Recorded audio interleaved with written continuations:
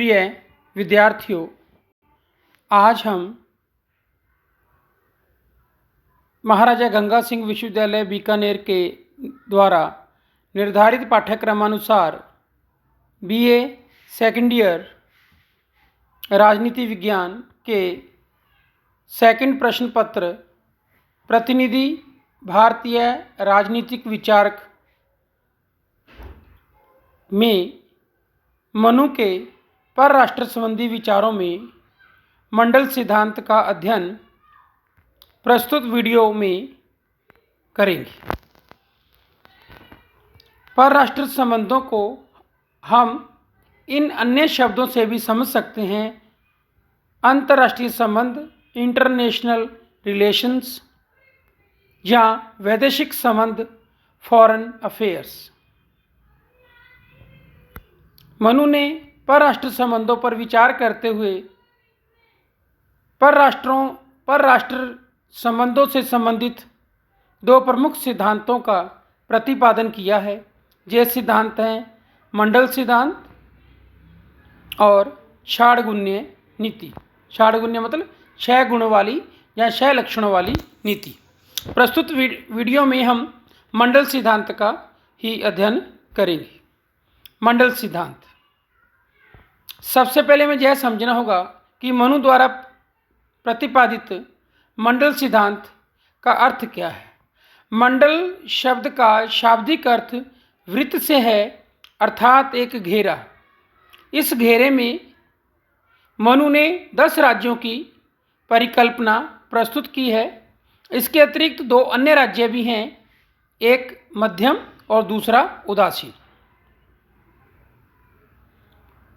मनु की मान्यता है कि एक राजा का पड़ोसी राज्य स्वाभाविक रूप से उसका शत्रु राज्य होता है, क्योंकि मनु का मानना है कि विजिगीषु अर्थात विजय की इच्छा रखने वाला राजा, जीत की इच्छा रखने वाला राजा, महत्वाकांक्षी राजा, जो अपनी महत्वाकांक्षा को शांत करने के लिए सदैव अपनी भौगोलिक सीमा में वृद्धि करता रहे।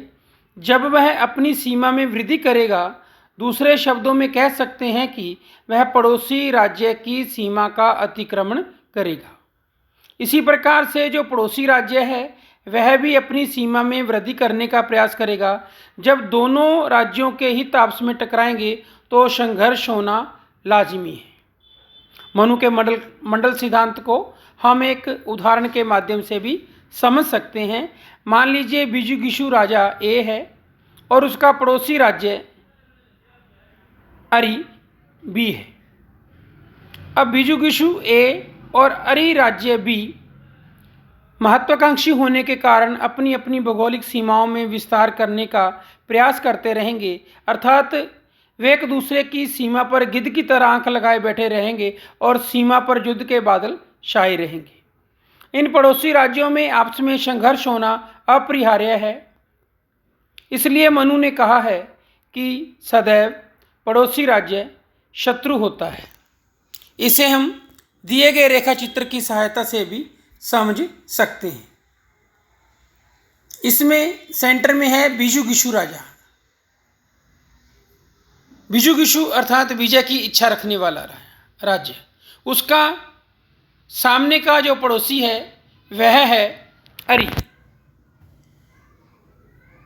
विजिगीषु राजा का पड़ोसी राज्य है जिसके साथ दोनों में अपनी अपनी भौगोलिक सीमाओं का विस्तार करने के कारण संघर्ष की स्थिति रहती है और दोनों एक दूसरे के दुश्मन बने रहते हैं।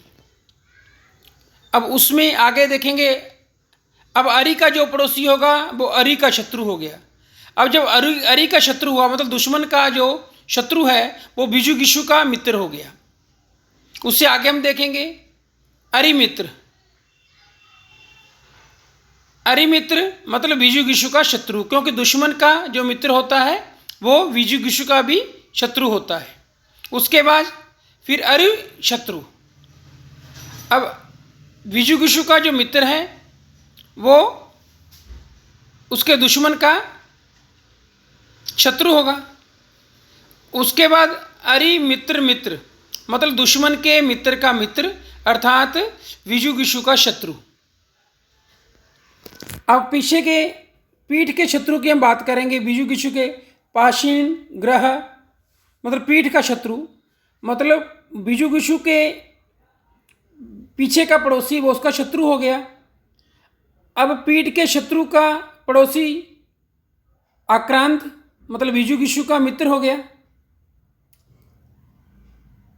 अब पीठ का मित्र का जो पड़ोसी है वो पीठ के शत्रु का मित्र हो गया। अब पाषाण ग्रह सार का जो पीठ के शत्रु का मित्र है अर्थात बीजू का शत्रु है, उसका जो पड़ोसी है वो आक्रांतासार मतलब बीजू का मित्र है। इसी प्रकार ये 10 राज्यों की परिकल्पना मनु ने प्रस्तुत की है और इसमें 2 राज्य दिखाए हैं, वो हैं मध्यम और उदासीन।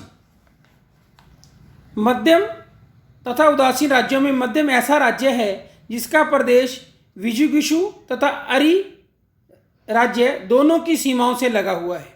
मध्यम राज्य दोनों की चाहे वे परस्पर मित्र हों या शत्रु सहायता करने में समर्थ होता है और आवश्यक होने पर दोनों का अलग अलग मुकाबला कर सकता है। उदासीन राज्य का प्रदेश विजुगिषु अरि तथा मध्यम इन तीनों की सीमाओं से परे होता है। जैसे आप रेखा चित्र में भी देख रहे हैं कि विजुगिषु के साथ अरि और ऊपर उनसे जुड़ा हुआ मध्यम है। अब इनसे कहीं दूर है उदासीन राज्य, यह बहुत शक्तिशाली होता है। उपयुक्त तीनों अर्थात विजुगिषु अरि और मध्यम के परस्पर मिले होने की दशा में तथा उनकी सहायता कर सकता है। उनके परस्पर न मिले होने की दशा में वह प्रत्येक का मुकाबला कर सकता है। इस प्रकार 12 राज्यों का यह समूह राज्य मंडल कहलाता है। मनु का मंडल सिद्धांत वास्तव में क्या है? राज्य मंडल सिद्धांत है। यह राज्य मंडल और मंडल सिद्धांत को हम इस प्रकार समझ सकते हैं। मंडल सिद्धांत के आधार पर मनु ने यह निर्देश दिया है कि एक विशेष राज्य के कौन से राज्य मित्र हो सकते हैं, कौन से राज्यों के शत्रु होने की आशंका है। राज्य को अपनी नीति और योजना इस तथ्य को ध्यान में रखते हुए निर्धारित करनी चाहिए। अर्थात किसी भी राज्य को अपनी अंतर्राष्ट्रीय नीति को निर्धारित करते समय इस मंडल सिद्धांत को दृष्टिगत रखना चाहिए। राज्य मंडल में शक्ति संतुलन को आघात पहुंचने पर राज्य की सुरक्षा खतरे में पड़ सकती है। अतः राजा को ऐसी नीति और ऐसी योजना बनानी चाहिए जिससे कि शक्ति संतुलन सदैव उसके पक्ष में रहे और उसके राष्ट्रीय हितों की सिद्धि होती रहे। मनु ने प्रत्येक राजा का यह कर्तव्य माना है कि वह मंडल सिद्धांत के आधार पर जो राज्य उसके मित्र हो सकते हैं वह उनके साथ मैत्री संबंधों को बनाए रखे और सुदृढ़ करे। राज्य मंडल सिद्धांत के आधार पर जो राज्य उसके शत्रु होते हैं उन राज्यों को कमजोर करे और शत्रु राज्यों को इस प्रकार से नियंत्रित करे कि वे शत्रु के रूप में सक्रिय होने का साहस न करें। इस प्रकार मनु ने मंडल सिद्धांत के द्वारा जो आज भी प्रासंगिक है अंतर्राष्ट्रीय संबंधों का एक जीवंत चित्र प्रस्तुत किया है। धन्यवाद।